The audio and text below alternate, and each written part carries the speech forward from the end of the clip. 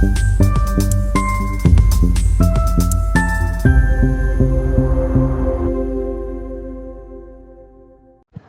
गढ़चिरौली से गोटकल स्थित प्रसिद्ध नगोबा देव स्थान में बड़ी संख्या में श्रद्धालुओं ने पहुंचकर नगोबा देव की पूजा अर्चन कर दर्शन किया। सुबह से ही मंदिर परिसर में श्रद्धालुओं की भीड़ देखने को मिली। भक्तों ने विधि विधान से पूजा कर अपने परिवार की सुख समृद्धि एवं खुशहाली की कामना की। श्रद्धालुओं की भारी भीड़ के कारण पूरे देव स्थान परिसर में भक्तिमय वातावरण बना रहा। दूर दराज से गांवों से भी बड़ी संख्या में श्रद्धालु कोटगल पहुंचकर नगोबा देव के दर्शन किए। इस दौरान श्रद्धालुओं ने पूजा अर्चन के साथ धार्मिक परंपराओं का पालन करते हुए अपनी श्रद्धा व्यक्त की। देवस्थान परिषद में श्रद्धालुओं की सुविधा को ध्यान में रखते हुए स्थानीय लोगों एवं संबंधित व्यवस्थापकों द्वारा आवश्यक व्यवस्था की गई। पूरे परिषद में दिन भर धार्मिक उत्साह और भक्ति का माहौल देखने को मिला। मिटवण्याचा प्रयत्न करा।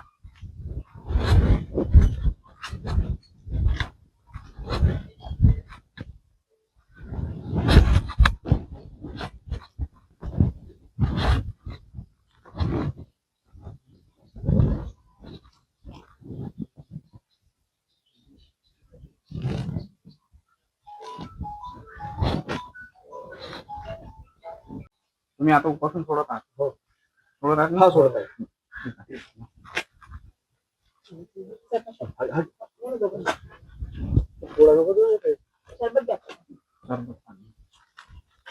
मॅडम तुम्ही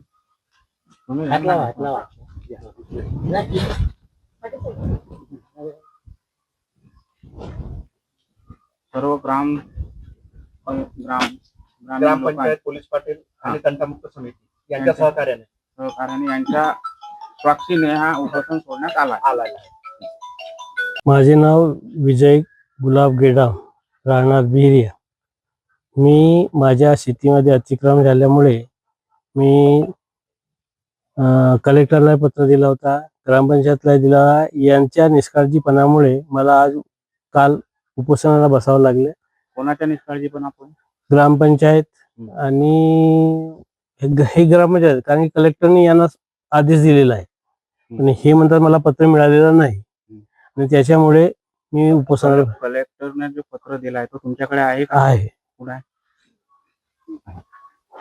थोडासा बाजूला समोर सांगा।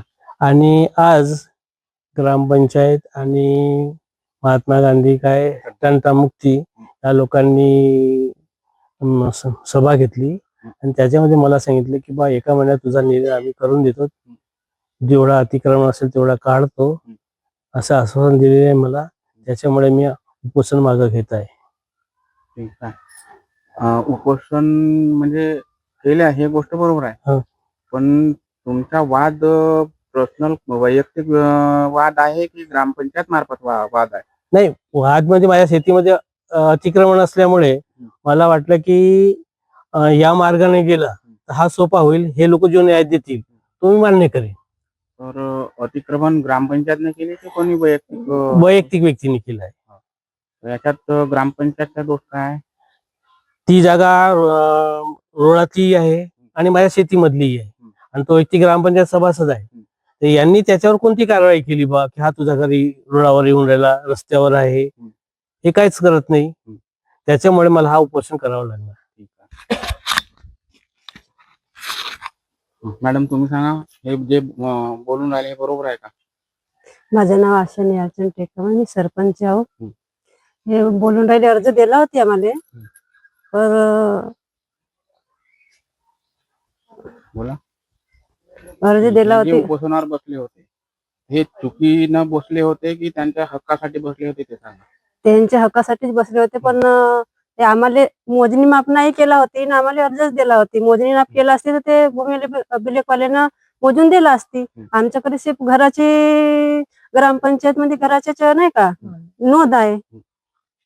ते सांगा ना किती अगोदर तुमची नोंद किती आणि कितीवरून वाढली ती, हे सांगा ना। तर हे जे बसले होते ते आपल्या हक्कासाठी बसले होते, ते तुम्हाला मान्य आहे का? मान्य आहे।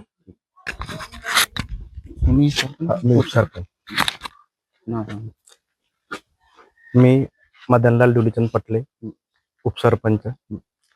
विजय गेडाम यांनी ग्रामपंचायतला 27/7/2026 मी उपोषणावर बसणार आहे म्हणून आम्हाला अर्ज दिला होता. त्या अर्जानुसार 2-4 दिवसाच्या नंतर आम्ही संबंधित विभागाला पत्र देऊन पण तेवढा काही त्या विभागाकडून आम्हाला माहिती मिळाली नाही. तरी ते 13 तारखेपासून ग्रामपंचायतच्या समोर आणि ग्रामपंचायत लागून असलेल्या पटांगणात ते उपोषणावर बसले. आणि आज 14 तारखेला तंटामुक्त समिती आणि ग्रामपंचायत ह्या दोघांच्या सहकार्याने उपोषण करते आणि ज्यांच्या विरोधात उपोषण करत आहेत आमचे ग्रामपंचायत सदस्य महेंद्र पांतोने यांना दोघांना बोलवून की त्याच्यात जो काही सोपा मार्ग काढता येईल तो मार्ग काढण्याचा आपण प्रयत्न केला. पण आता यांची वैयक्तिक जमीन, आबादी जमीन, रस्ता हा सगळा प्रकरण आमच्या ग्रामपंचायतच्या अधीनस्थ नाही.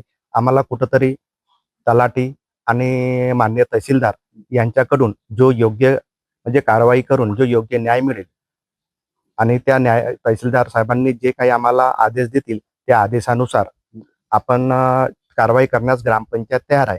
तर आम्ही यांना विचारलं की भाई तुम्ही आम्हाला 30 दिवसाचा वेळ म्हणजे 1 महिन्याचा वेळ द्या. यांनी म्हणलं 7 दिवसामध्ये तुम्ही करून द्या.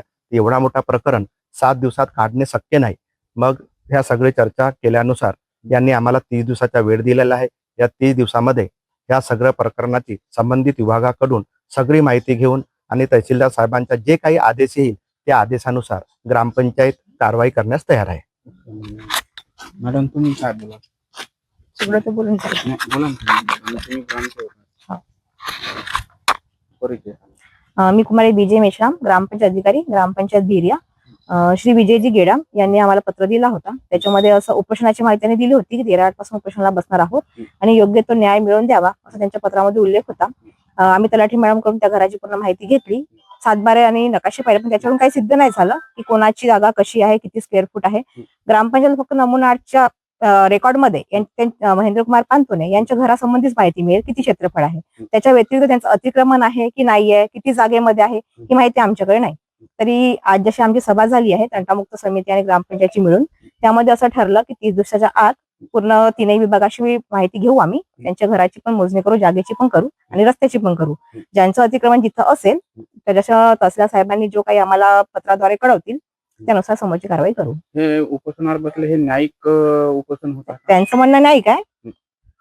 धन्यवाद. बंद करा.